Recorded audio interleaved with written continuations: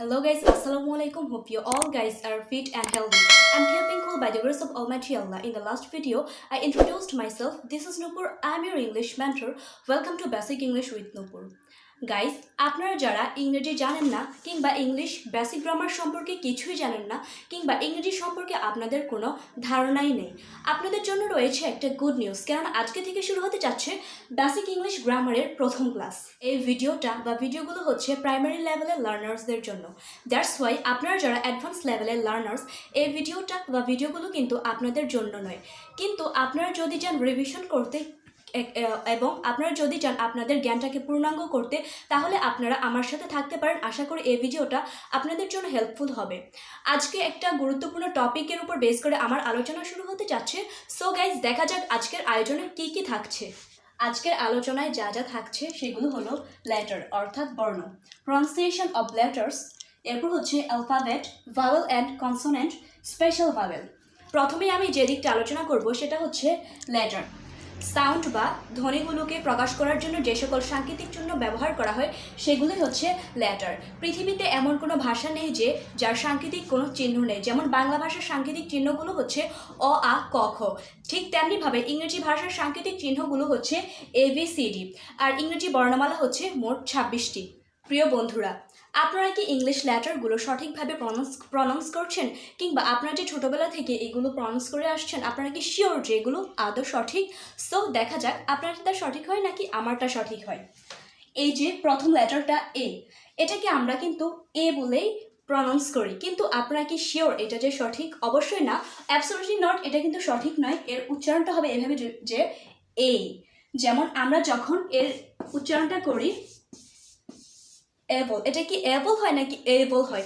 অবশ্যই এটা able. So আমরা যখন এটার উচ্চারণ করব তখন আমরা বলবো এ, এরপর হবে বি, বি, এরপর হচ্ছে সি, ডি, এগুলোর মধ্যে তত সমস্যা হয় না, আমি দেখেছি। এরপর হচ্ছে ই, এই এফটার মধ্যে গিয়ে আর একটু সমস্যা হয়। আমরা যখন এফটা উচ্চারণ করি তখন আমাদের ঠোঁটগুলোকে বন্ধ করে ফেলি, এইভাবে বলি এফ, কিন্তু আমাদেরকে ঠোঁটগুলো খুলে বলা উচিত, যেমন এফ, এফ, আপনারাও এভাবেই বলবেন। এরপর হচ্ছে জি। আমরা সচরাচর যখন এটার উচ্চারণ করি এটা হচ্ছে এইচ, কিন্তু দেখা যায় আমরা অনেক সময় এটাকে এইচ না বলে এইচ বলে ফেলি।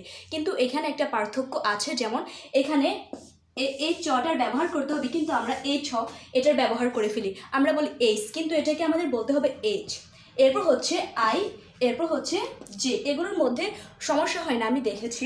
এরপর হচ্ছে কে, আমরা এটাকে কে বলি, কিন্তু এটা কে না হয় হবে খে। যেহেতু আমরা প্রগতিশীল জগতের সাথে তাল মিলিয়ে ইংরেজি বলার চেষ্টা করব, সো আমাদেরকে যেখানে যেটা ভালো মানায় সেখানেই বলতে হবে। সো এটাকে আমরা বলবো খে। এরপর আমরা অনেকেই দেখেছি এটাকে আমরা এল, এল বলে ফেলি, এটাকে এল না বলে বলতে হবে এল, অর্থাৎ লাভ, লাভলি। এরপর এটা হবে এম, এন, ও, ফি, আমরা এটাকে পি বলে ফেলি, এটা পি না হয়ে হবে ফি। এরপর হচ্ছে কিউ, এরপর হচ্ছে আর, এস, টি, এটাতে গিয়ে আবার আমাদেরকে বলতে হবে টি। ইউ, এটা হচ্ছে মোস্ট ইম্পর্ট্যান্ট একটা লেটার। আমরা সকলে ভাবি যে এটাকে বলতে হবে ভি, যেহেতু এখানে দুটো বি আছে, সো এখানে বি হলে এখানে হবে ভি, তাহলে আপনাদের ধারণাটা অবশ্যই ভুল, এটা ভি না হয়ে হবে ভি।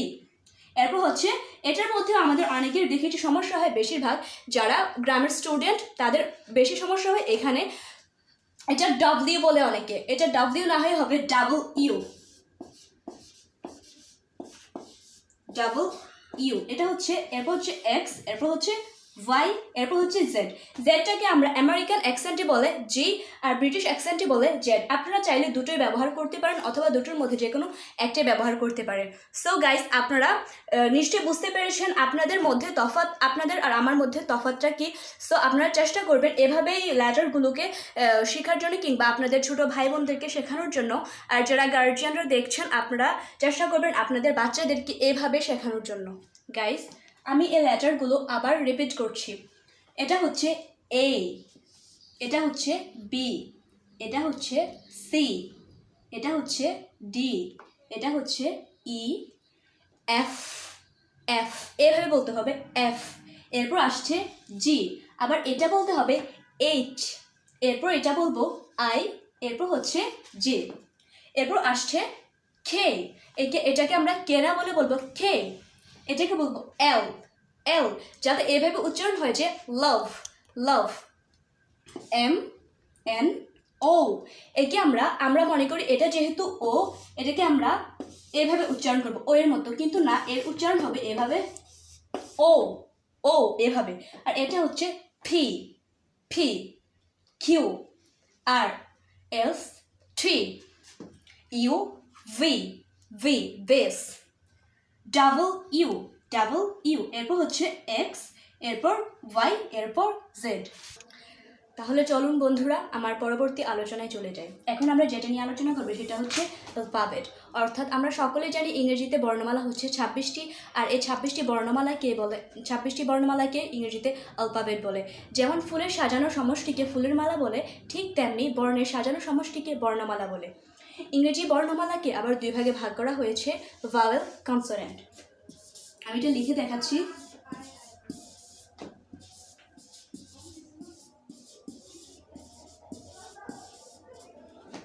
যে বর্ণ অন্য বর্ণের সাহায্য ছাড়া নিজে নিজে উচ্চারিত হতে পারে সেটা হচ্ছে ভাওয়েল। ভাওয়েল হচ্ছে ইংরেজি বর্ণমালায় ভাওয়েল হচ্ছে 5টি, এ, ই, আই, ও, ইউ। এরপর হচ্ছে কনসোনেন্ট। যে বর্ণ ভাওয়েলের সাহায্য ছাড়া নিজে নিজে উচ্চারিত হতে পারে না সেটাই হচ্ছে কনসোনেন্ট। যেমন এ, ই, আই, ও, ইউ বাদে যে 21টি বর্ণ থাকে সেগুলি হচ্ছে কনসোনেন্ট। তাহলে বন্ধুরা আপনারা আজ অ্যালফাবেট সম্পর্কে জেনে গেলেন। আশা করি আপনারা আর অ্যালফাবেট সম্পর্কে কোনো সমস্যায় ভুগবেন না। আমরা সকলেই জানি যে ভাওয়েল 5টি, সেগুলো হচ্ছে এ, ই, আই, ও, ইউ। সেগুলো ছাড়াও কিন্তু একটা স্পেশাল ভাওয়েল অথবা সিক্রেট ভাওয়েল আছে, যেটা সম্পর্কে আমরা অনেকেই হয়তো অবগত নই, সেটা হচ্ছে ওয়াই। ওয়াই আবার দুটো ভাবে ভাওয়েল হিসেবে ব্যবহৃত হয়। আমি আপনাদেরকে উদাহরণের মাধ্যমে বুঝিয়ে দিচ্ছি।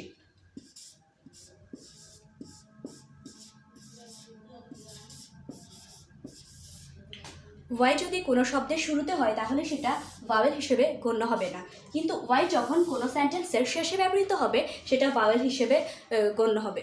গাইস, আপনারা হয়তো ইতিমধ্যে জেনে গিয়েছেন যে ভাওয়েল 5টি, সেগুলো হচ্ছে এ, ই, আই, ও, ইউ। কিন্তু আপনারা কি কখনো শুনেছেন স্পেশাল ভাওয়েল বা সেমি ভাওয়েল কিংবা সিক্রেট ভাওয়েল? আপনারা হয়তো কেউ কেউ এটা জানতেও পারেন, কিন্তু আমি এটাকে আরও জোর দিয়ে বলছি যে এটা আমাদের জন্য খুবই গুরুত্বপূর্ণ, কেননা এটা আমাদের কাছে খুব কমন না, এটা আমাদের জন্য খুব আনকমন একটা ভাওয়েল হিসেবে পরিচিত। স্পেশাল ভাওয়েলটা হচ্ছে ওয়াই। ওয়াই আবার সব ওয়ার্ডের ক্ষেত্রে ভাওয়েল হিসেবে পরিচিতি পায় না, শুধুমাত্র একটা ক্ষেত্রে এটা ভাওয়েল হিসেবে পরিচিতি পায়। আমি দুটো উদাহরণের মাধ্যমে বুঝিয়ে দিচ্ছি।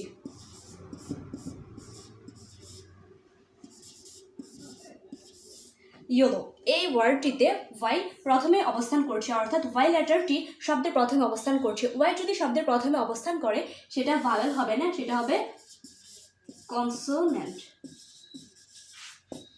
এটা হচ্ছে আমাদের একটা বোঝার বিষয়।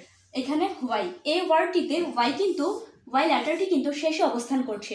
আপনাদেরকে মনে রাখতে হবে যে ওয়াই যদি কোনো ওয়ার্ডের শুরুতে হয় সেটা কিন্তু কনসোনেন্ট হবে, কিন্তু ওয়াইটা যদি শব্দের শেষে অবস্থিত থাকে তাহলে সেটা ভাওয়েল হিসেবে গণ্য হবে। তাহলে আপনারা নিশ্চয়ই বুঝে গিয়েছেন যে কোনটা স্পেশাল ভাওয়েল আর কোনটা ভাওয়েল আর কোনটা সেমি ভাওয়েল।